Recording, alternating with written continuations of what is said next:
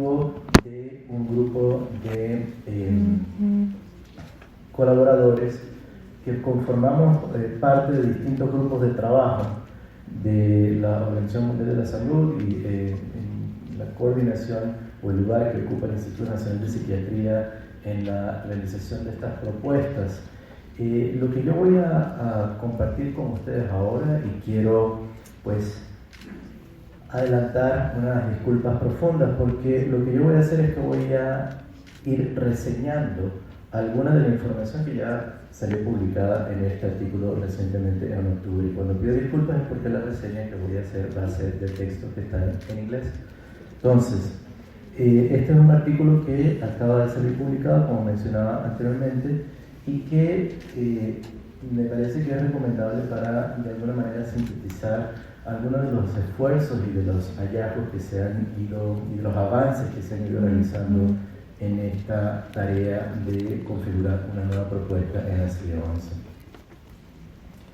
Entonces, hay que decir que para el propósito o para el capítulo de las disfunciones sexuales, uno de los propósitos de la CIE 11 y de la OMS es acabar con la dicotomía orgánico-no orgánico, recordando que de los objetivos principales es la reducción de la brecha de tratamiento, la reducción del estigma y la realización de guías clínicas útiles. Entonces, en ese sentido, es importante recordar que, a diferencia de lo que a veces podemos creer, que el manual estadístico de la Asociación Psiquiátrica Americana es el que más se utiliza, las evidencias muestran que a nivel global seguimos utilizando o usamos mucho más la CIE. En ese sentido, hay que pensar que la CIE está pensada como un instrumento para que se utilice incluso en el primer nivel de atención por todos los prestadores y servidores de salud, no solamente por trabajadores de la salud mental. En ese sentido, hacer guías clínicas lo más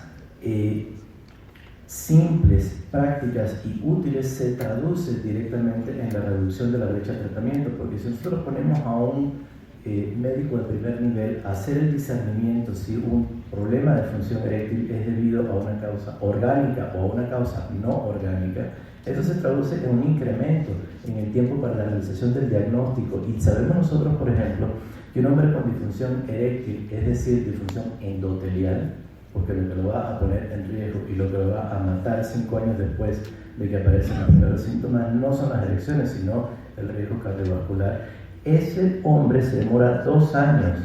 en buscar ayuda. Y la primera vez que se sienta junto con una persona a hablar del tema, el tiempo es fundamental. Es fundamental no solamente para la realización del diagnóstico, sino para el pronóstico de su vida. Entonces, bueno, aquí en esta tabla yo voy a ir comentando con ustedes estos aspectos relacionados a lo que se propone en la CIE 11, las diferencias con el CIE 10, lo que sucede en comparación con el DSM-5, y bueno, hay que decir que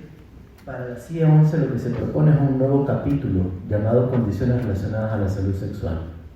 y representan, como decía, una clasificación integrada que incluye no solamente algunas de las categorías que en estos momentos se incluyen en la CIE 10, sino también en otra sección que es los trastornos del sistema genitourinario. En ese sentido se integra la propuesta clasificatoria y se reduce el tiempo que el clínico tiene que andar buscando en qué lugar del catálogo está la condición que está buscando.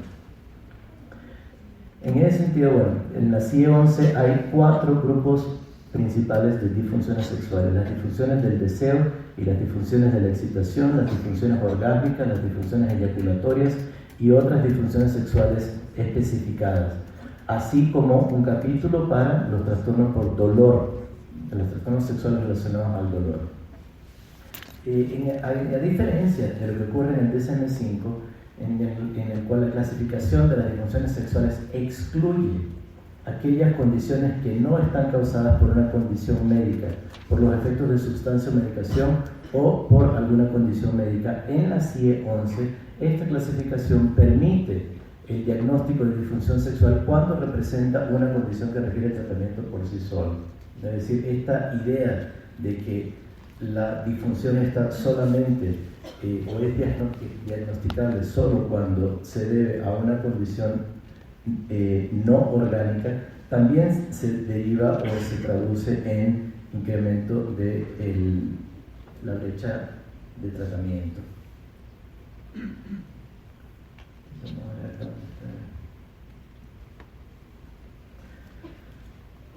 CIE-11 se propone una condición o una categoría que se llama trastorno o disfunción sexual por deseo hipoactivo, que en la CIE-10 se llamaba pérdida del deseo sexual y que en el DSM-5 se considera como trastorno del deseo sexual hipoactivo en el hombre y en la mujer. Para la CIE-11, el diagnóstico de deseo sexual hipoactivo puede ser aplicable tanto para hombres como para mujeres. Esto apuntando a la mayor integración posible, porque los procesos fisiológicos se comparten en el hombre y la mujer, no tiene mayor sentido hacer estas diferencias entre hombres y mujeres. En la categoría de aversión sexual de la CIE-11, lo que se propone, en la CIE-10, lo que se propone en la CIE-11 es la eliminación de esta condición y que debe de considerarse tanto en la CIE-11 como en el DSM-5 dentro de las categorías de fobias específicas, dependiendo de la naturaleza de los síntomas. Con respecto a lo que para la CIE-10 conocíamos como fracaso en la respuesta genital o pérdida del disfrute o del placer sexual, para la CIE-11 se propone como disfunción en la excitación sexual femenina, que esto está compartido también en el DSM-5, considerando que uno de los propósitos de la OMS es configurar un catálogo en el cual hubiera la mayor armonización posible con el DSM-5. Sin embargo, la CIE-11 viene un poco detrás en el tiempo, pero esto ha permitido de manera interesante que los grupos de trabajo que colaboraron en la realización del DSM-5, que también han colaborado en la realización de la CIE-11, en esta diferencia de tiempo se pueden ir ajustando algunas consideraciones para la clasificación. Para la CIE-11 se proponen categorías separadas, tanto para la mujer como para el hombre. Para lo que conocíamos en la CIE-10 como fracaso, en la respuesta genital, esto se renombra en la CIE-11, y los componentes psicológicos de la excitación que participan en el fenómeno de la excitación están resueltos de la siguiente manera. Se pensaba en el grupo de trabajo dividir los trastornos de la excitación de los trastornos se pensaba mantener,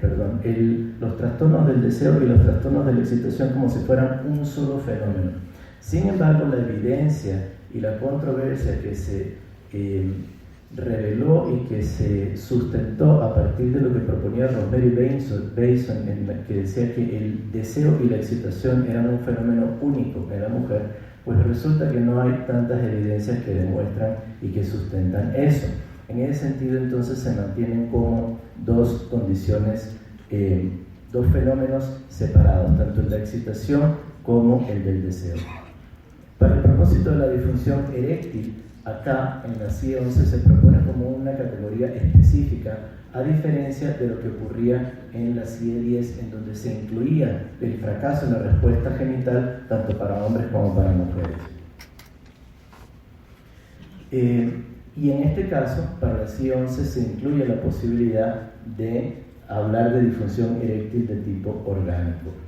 a diferencia de la CIE-10, en donde solamente podíamos en el capítulo de trastornos mentales identificar las condiciones no orgánicas.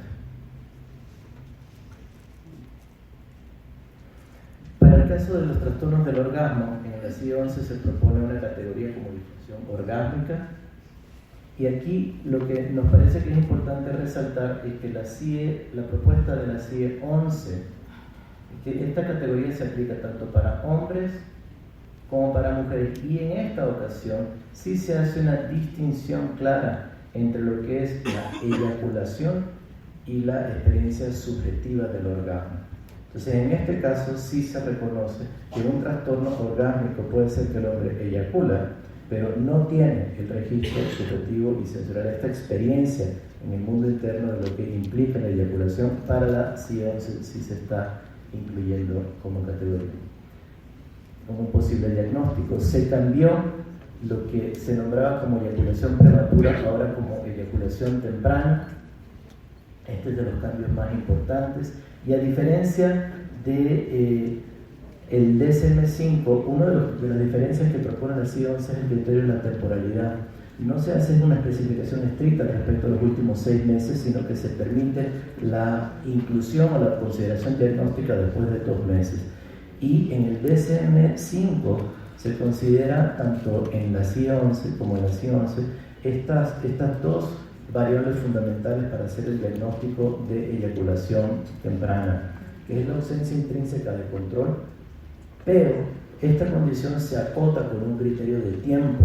porque hay un montón de hombres que andan por la calle pensando que son eyaculadores precoces y anclan su representación en el diagnóstico a esta variable, que es la ausencia de control, pero lo que resulta es que hay muchos hombres que piensan y que lo que esperan, la expectativa que tienen de control son 2, 3, 4, 5, 10 horas.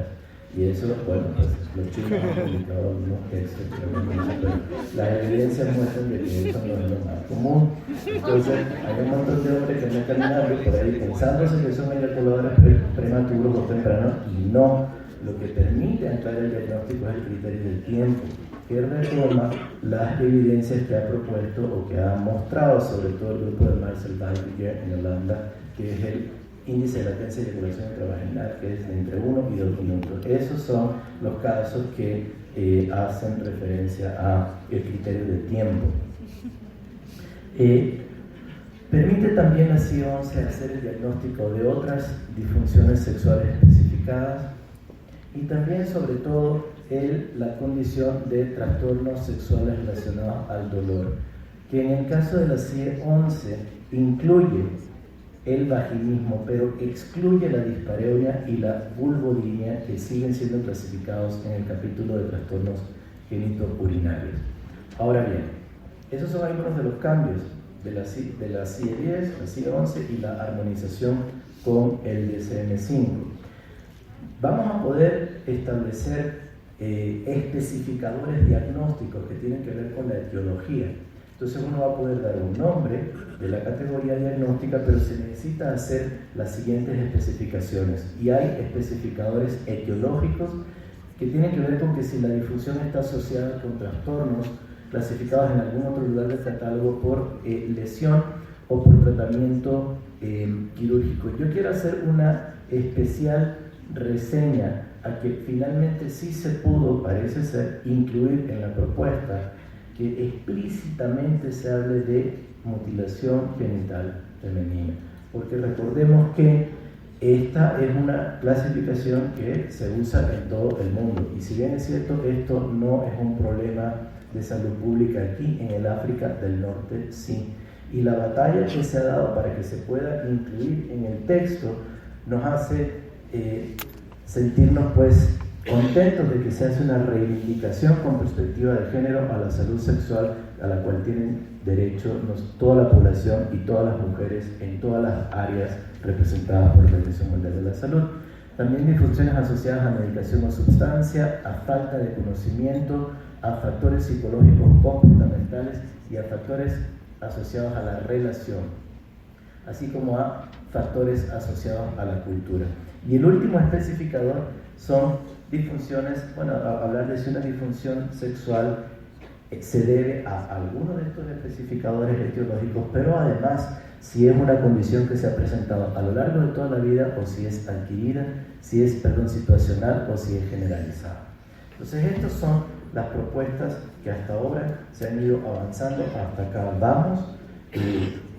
Por supuesto que estas no son las posiciones últimas y finales de la Organización Mundial de la Salud hasta que se aprueben por la Asamblea General, pero hasta ahí va el desarrollo de esta propuesta. En términos generales, una armonización con el DSM-5 y la integración para anular y disolver este pensamiento cartesiano anacrónico de si las cosas son orgánicas o si no son orgánicas. Bueno, muchas gracias.